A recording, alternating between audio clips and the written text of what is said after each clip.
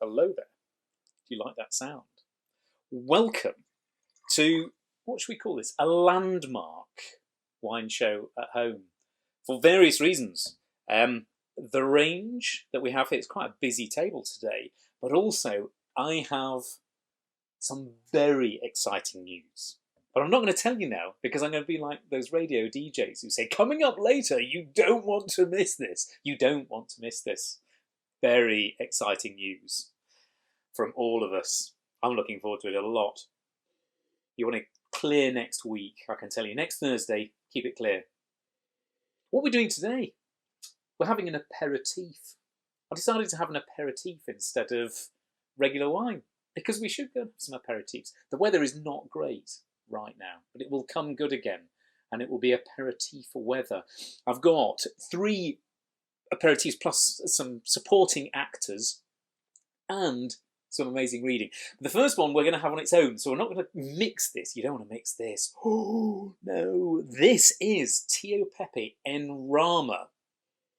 And it's so vital and fresh and alive. It is alive. I'm going to tell you a bit about this. It is about £15, £16. Lee and Sandeman, they've got an offer on it at the moment. Tanners, Whisky Exchange, Soho Wine Company, Shaw's Iberian Wines, lots of others.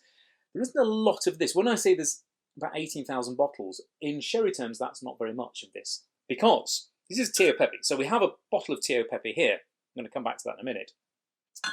And the way we make sherry, or the way people make sherry, is it's filtered because it matures under a layer of yeast called floor. If you've done your WSET course, you will know all about floor. And historically, people wanted to get rid of all of the possibility that that might, in some sense, cause some instability in the wine. So they would filter it really hard. Actually, people filter much less now anyway. But if you go to sherry, to Jerez, and you try Fino from the cask, they just draw it off. And it's got so much more, well, it's this. What they do every year, around this time, particularly around sort of May, around May is available into June, is you can go and get sherry en Rama taken straight off the floor in a relatively limited release from a select number of barrels. You've got to drink it really quite quickly to capture all this vitality about it. And it's gorgeous. It's much more depth of flavour, more intensity. That, an Andalusian olive, some toasted almonds, salted almonds, some snacks. That's what you want with it. Just gorgeous. It is bone dry. This is the best value fine wine in the world, I've got to tell you. And the amount of work that goes into making sherry is extraordinary, and it still only costs this much.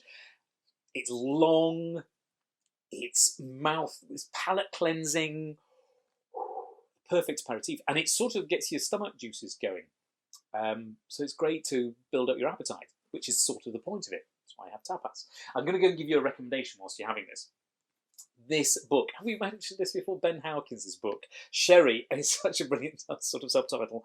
Maligned, misunderstood, magnificent. Oh, you excelled yourself. You get a lot of sherry books and they'll tell you lots of technical detail about sherry. This tells you lots of technical detail about making sherry, which is great.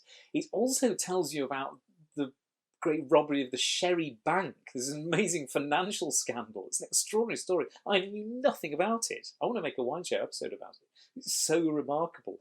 There's sort of sherry trivia. Loads of sherry trivia in here. And it's also got, I'm just going to, I've given myself a little bit here, lots about tapas, cocktails and styles. En Rama, you want it on its own. Because you want to capture that, the delicacy of this and the fine characters, the fine flavours. Get it in the really cold part of the fridge. Oh, it's good. Buy in half bottles because you want to drink it. I will have to finish this by the end of today. However, with other sherry styles, you can play around with them. And he says the great thing about sherry-based cocktails is that they can be modified according to the style of sherry you choose. A Fino or a Manzanilla mixed with mint, ice and soda gives a great lightweight, low-calorie option. I've got to say, if you ever met Ben, you wouldn't imagine him giving low-calorie options. But he's got stronger cocktails, can be based on Amontillado, Oloroso, Palo Cortado, and even Pedro Jimenez. I've got some Pedro Jimenez. I think I do somewhere here. Oh, there we go. This is the really icky, sticky, sweet stuff that's really thick and soupy and caramelly. And he says, it says here, for a real kick, there's a well-documented love affair between sherry and tequila. Get yourself stuck into some sherry cocktails. They are so good. I'm going to give you a couple more recommendations of books that have good sherry cocktails. But bottle of Tío Pepe or Babadillo or one of those brands, Lustau, really nice bottle of that. Get some ingredients and make yourself some sherry cocktails. But in Rama, buy it now. So you'll get it probably for about the next month or so and enjoy it whilst it's still got this yeasty freshness to it. And it's just beautiful. Sherry. Let's get back to drinking sherry. Oh, I love it. All the drinks that we've got today, pretty much, all have wine as the, if you like, the base or the heart of them.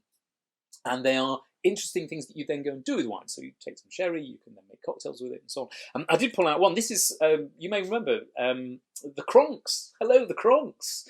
Stephen and Jeannie, they were in Series 2 of the wine show. We went to Mirabeau, to the Rosé. This is their gin, at £35, something like that. It's the most beautiful gin bottle. It really is. It's gorgeous.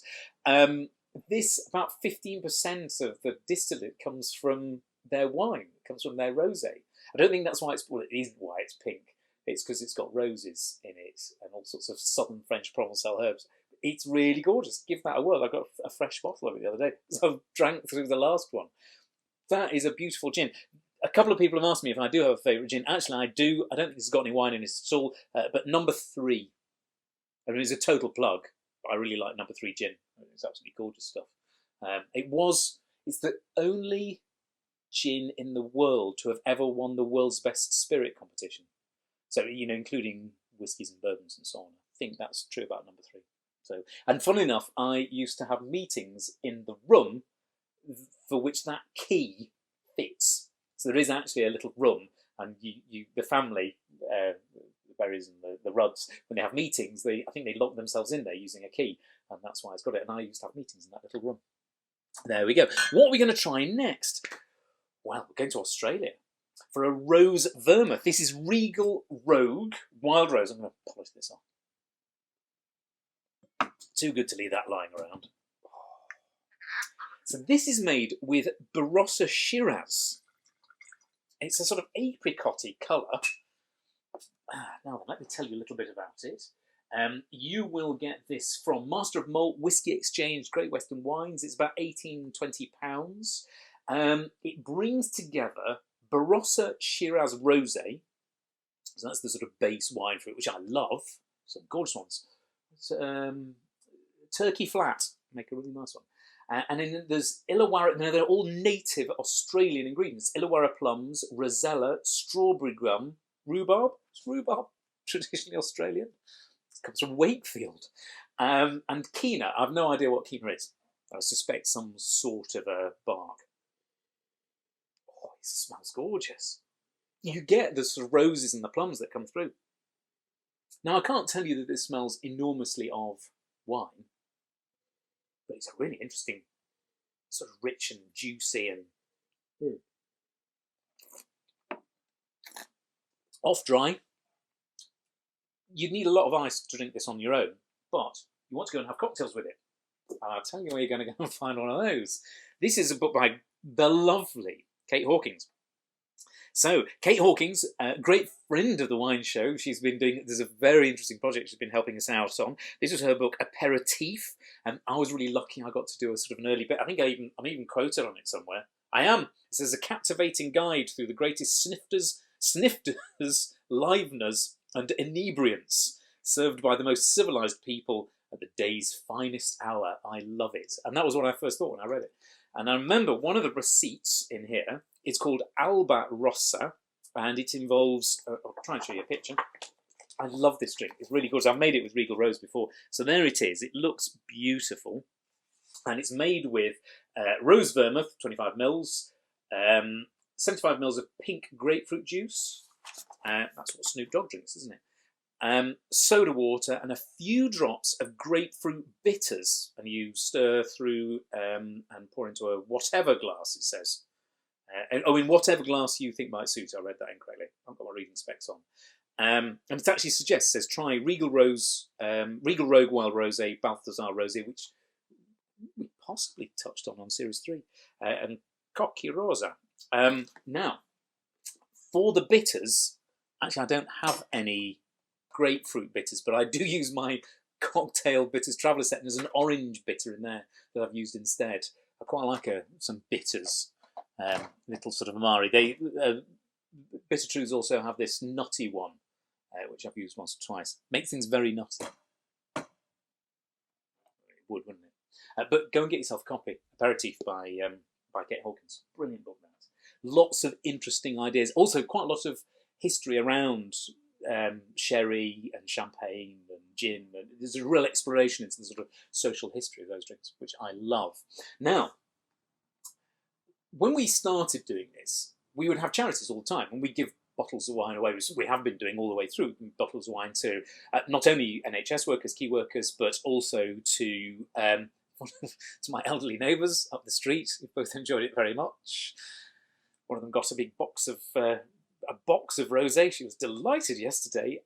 So we've given wine away to various people, but we did cover lots of good causes. There is one, because things are going to change. I'm going to give you a little sneak preview as to how they're going to change. But I did just want to raise one bit. I am a great supporter of the Drinks Trust, and the Drinks Trust have partnered with an organisation called Club Soda, which is the mindful drinking movement. I'm going to pop some details up here.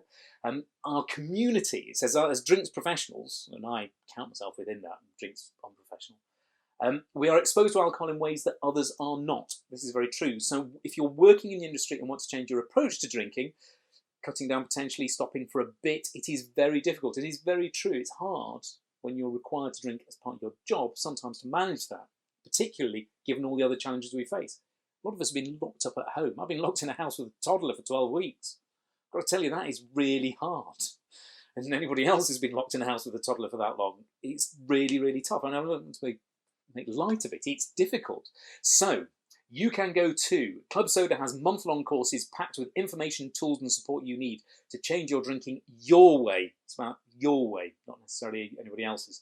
The courses help you work out whether moderating, going alcohol-free will work for you and support you with the practicalities of planning, progress tracking and problem solving. They're amazing people, Club Soda. They really are extraordinary people. Non-judgmental, they're there just to go and help you. And you know what? This is magical stuff and it makes our lives a lot better. There is a dangerous side to it. Remember, we explored this quite a bit in Series 1, and we talked about particularly Jewish approaches to alcohol, how it's an amazing thing, but it's also a very dangerous thing. And so go and have a check out of those courses. Right. One more wine before I tell you some very big news. This is called Paso-Vermú, not vermouth, vermouth. And this is made by two lovely people. Oh, look at the colour of that. It's very dark, rich colour. This is extraordinary. This is made by the team at Paso Primero. Now, it's a classic sweet vermouth with a Paso Primero twist. So Paso Primero means first steps, and it is a creation, it says here, of a Shropshire couple, Tom Holt and Emma Williams Holt. Tom, I know particularly. Emma, I wouldn't know you. I need to get to know you better, but Tom's an absolute superstar. They both worked at Tanner's in Shrewsbury. They, I know that they went away to work, to study at Plumpton College. We love Plumpton. And decided to make wine. And they make these brilliant wines. Go and look up Paso Primero, Somontano, Redson wines. They're just gorgeous, brilliant value wines. You can get them. So you can either go to visit paso-primero.com or go to Tanner's, who often stock their stuff. So this was a little experiment. He made it in little 5-litre batches. It was to make just vermouth, which is kind of a Spanish version, for their own consumption. And he said it's a bit of a whirlwind, but they now make lots of it. So I'll tell you what it's got. It's a blend of their house wines, red and white, sweetened with grape caramel. You can smell that. Fortified with 15% with grape distillate, and then it's infused with bittering agents, including wormwood, orange peel, and rosemary. But let's have a try. There's something more vinous about it, and this is part of a movement towards vermouths that taste of wine, and more winey, if you like, when you come back. Can I tell you where to go and get some recipes? Kay Plunkett Hogg's book, Aperitivo. You need to buy this and Kate's book, actually, because Kay's has lots of little food ideas. So it's got drinks and snacks for the Dolce Vita. So this is much more snack-based, whereas Kate's book is more social history and sort of drinks-based. But she's got a little receipt in here. I shall look up it. It is called the Mito, M-I-T-O, created in the 1860s, a marriage of the Campari of Milan and sweet vermouth of Turin. I've made a Mito with this wine, with Paso-Vermú, got to get it right. So it's just got 50 mils of Campari, 45 mils of that bad boy. Kay prefers Cinzano 1757, and you have half a slice of orange to garnish. And you have 3 or 4 ice cubes in it, you stir it. It's gorgeous. It's really nice. It's got this sort of bitter bite to it, something very Italian, very European. And just have the one, he said. There's another one on the next page. She's got a recipe here. It's called the bicicletta, sorry, my pronunciation, which is Campari, dry white wine, and soda water. And it says, according to urban legend, the bicicletta is named after a poor chap who, after a few too many aperitivi, plural, rode his bike home rather erratically, true or not. The image does make me smile. It makes me smile too, Kay. Kay's really lovely. Kay and Fred. Kay and Fred, her husband, came and cooked for us in series 2 of the wine show. And we had an absolute scream. It was incredibly funny. And they just worked so hard with us all being idiots and drinking too much. And they were up every morning making breakfast. They were the last to bed every night because they've been cooking supper. I cannot thank you enough, both of you, for the amazing work that you went and did there. Go and get yourself a copy. Aperitivo. It's a really, really brilliant book. I refer to this regularly. Right. And what else we do here? I've got a couple of other bits. I'll tell you just because there's a bit of a plug, because I drink this a lot. White Heron is a British drink from Byass. That's in a gin and tonic. So you make a gin and tonic, have a splash of that in it. It's just heavenly summer drinking. The news. Big news. No, big news. So we'll be back on Friday. We have a WSET special with Lydia Harrison, MW. You're going to love that. We had a brilliant time. We've already made that. So it's really, really fascinating. Next week, we are going, because people are going home, going home. They're leaving their homes. They're going back to work. We kind of have to go back to work too. I can't just stay up here hanging around all the time. So we're going to row back to 1 day a week. We may have a couple of specials where we have lots. So we've got a few bits coming up. There's going to be a few treats. But on the whole, we're going to row back to about a day a week. We're going to make it a special day. And next week, we've got a very special day. Because I'm going to do the wine show at my home and Matthew Good's home. And we are going to raid Matthew Claremont's cellar. So for those of you who are Discovering Witches fans, it's like double bubble. Because we are going to go and find and taste wines from Matthew Claremont's cellar. Maybe not the exact vintages, because he's hundreds of years old, but more recent vintages, wines we know from his cellar. Deborah Harkness, thank you very much for telling us what's in there. And we're going to, they're also wines that appear, for the most part, actually in Series 3, 2 and 3 of the show. So it's a fantastic combination of wine show, Discovery Witches, Matthew Good. Hello, Matthew. Oh, this is going to be such good fun. And me quietly sitting there just enjoying it very much. So we're going to go and do more of that kind of stuff, at least once a week, sometimes a little bit more. And we thank you so much for being with us so regularly all the way through lockdown. And we hope you stay with us as we sort of move and transition into a new form of the Wine Show at Home, because it's created something very new for us. It's given us a new way of talking. You tell us stuff and we answer. It's been absolutely magical. And it's been great. We will continue to go and support independent merchants across the UK. That really matters to us. They've looked after us a lot over the last few weeks, more than a few weeks. And we need to continue to give them our custom and support, because they're extraordinary people. And we will continue to look out for charities. And thank you all very much. And I'm going to keep giving the bottles away to the NHS. Good old Dr. Danny and his chums from next door. They've been enjoying it very much. Look, we'll see you again on Friday, WSET special, and then next week, a very special. have an aperitivo time. Relax. Get yourself some sherry. See you on Friday. Bye-bye.